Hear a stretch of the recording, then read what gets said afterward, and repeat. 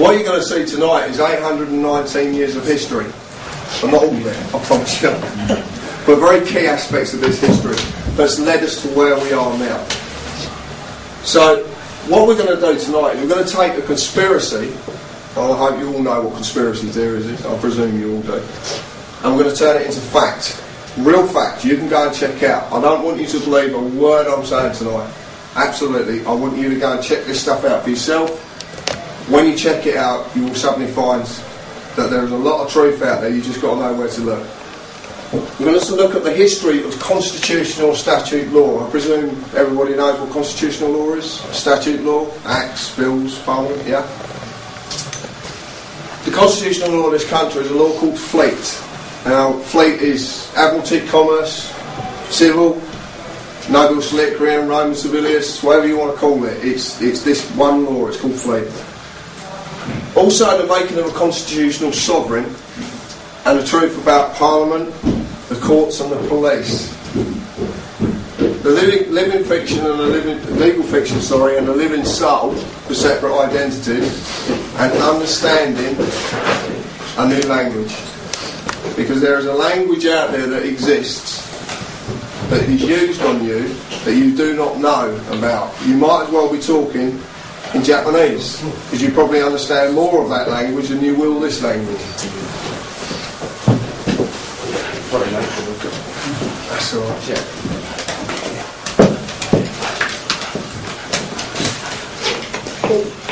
Right. This all started we're going to go back, like I said, 819 years in history to 1189. And this all started with Richard I. Now, Richard I was Richard the Lionheart. He gave his name for fighting in the Crusades and the heart of a lion. He was held captive for 7 years. When he was held captive, he was held by... Originally, he was caught by the Duke of Austria, and then he was handed over to the what they called the Emperor of Germany. But part of the deal was that when he came back to the throne for the second time, in 1189, he would bring in Fleet Law, the law of the sea of Rome. Do we know what the Sea of Rome is? Okay, you'll find out later. But I just wanted to find out. It's nice to see where people are with history. I know it's a boring subject. People find it boring. I don't know about you, but I went to sort of a grammar school that wasn't a grammar school. I know that sounds very peculiar. It was an all-boys school, some very peculiar things went on. Very peculiar. Funny enough, one of the deputy headmaster has just been arrested and prosecuted for paedophilia. So there you go. But I went to a school called Hitchin Boys School. One of their heavy things was history, but it seemed to be that the history they were teaching wasn't the correct history, as I found out now. Anyway, Richard I's brother, King John, signed Magna Carta. Do we all know what Magna Carta was? Yeah? No, not really. Right, well, I'll explain to you anyway. But you know the document exists. That's the main thing. You know the document exists. And it gave 63 articles of privileges to the barons. Now, a lot of people will argue that we received them privileges and not. What I will show you tonight is that we didn't get a bloody thing. We got nothing. This was to do with a feud with the barons after he needed taxes about fighting his wars with France. And it was all to do with the Pope. I don't know if you know the history that surrounding this. But the Pope basically threatened John. And John decided the barons had gone up against him, so he signed Magna Carta to get out of trouble with the barons, so the barons would keep raising taxes so he could keep fighting. The Pope, using the King of France, was going to descend a papal army upon England. And it was a smokescreen. It was all it was to do was just to scare John. As Magna Carta gave the barons protection and maintaining people would be enslaved. Now, slavery is a very, very strong word. And most people you talk to about slavery, you would think about certain islands in places like Africa, and we would be speaking about the West Indies. And I don't know, did you know the truth of the Bermuda Triangle? Does anybody know? It was a slave route. It was a triangle. That was the route of the slave ships. That's what the Bermuda Triangle is. Anyway, but that's how most people. And Bristol is synonymous with slavery, as I found out today, concerning some of the names of the roads.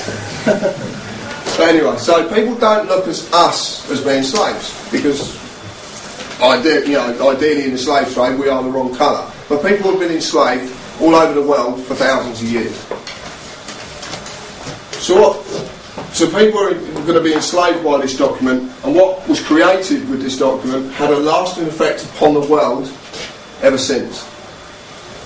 Magna Carta 1215, the Great Charter of Liberties. Now, if we look at the word charter, it's a written grant from a sovereign power of a country conferring certain rights and privileges on a person, a corporation, or the people. Conferring certain rights. So that means liberty. Do you understand the word liberty itself means? That it's something that's granted. But you were born free. So what are you being granted? Liberty is the condition of being physically and legally free from confinement, servitude or forced labour, privileges, rights, etc., civil liberties. Enjoying various social, political and economic rights and privileges. The concept of liberty forms the core of all democratic principles, yet, as a legal concept, it defies definition. There's a big difference between legal and lawful, which you'll find out very soon. You obviously know. Hello, mate. So let's look at the word charter again. And let's look at the word liberty again. So according to the charter, it was wrote for the people, certain we had physical and legally, we were physically and legally free from arbitrary confinement or servitude. But servitude is slavery. If you look at the definitions of what the people, the working class people, the lowest people of society were at that time, they were called serfs. And are not serfs in servitude? And is not servitude slavery? Or forced labour? And we have privilege and rights and legal liberties. But no, it's legal and not lawful. How were we described? We were subjects. We are subjects of a monarchy. One who is under the rule of another, or others, especially one who owes allegiance to a government or a ruler. Allegiance, the obligations of a vassal to a lord, a bondman, a slave, a person who held land from a feudal lord, received protection in return for homage and allegiance. Homage, or homage, or whatever you want to call it, is slavery. Serfdom. A member of the lowest feudal class. If you class yourself today as a working class, then you are the lowest feudal class. Attached to the land owned by a lord. How many people in here live in a council house? How many people live in private rented property? You're attached to a lord. It's the same principle. It's never changed. And you're required to perform labour for certain legal customary rights. Again, legal. Not lawful rights, legal rights. A civil relationship in which one person has absolute power over the life, fortune and liberty of another. Do you live in a free country? Or does someone have absolute power over your life, fortune and liberty? A mode of production in which slaves constitute principal workforce. Who in here has a business? You're a slave. But according to the charter, it was right for the whole people as a whole. But if you look at all the words in red, you will quite clearly see that it was not right for us at all. None of these words, none of this applies to us. We were serfs. We were slaves. So who was it right for? Look at the barons. The barons is a specific title of nobility. The word baron comes from the old French baron itself, or old High German and Latin, libia, baron, barrow, meaning free man. Were we free men?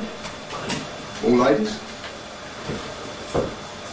So who was it right for? So let's look at 4 main articles of Magna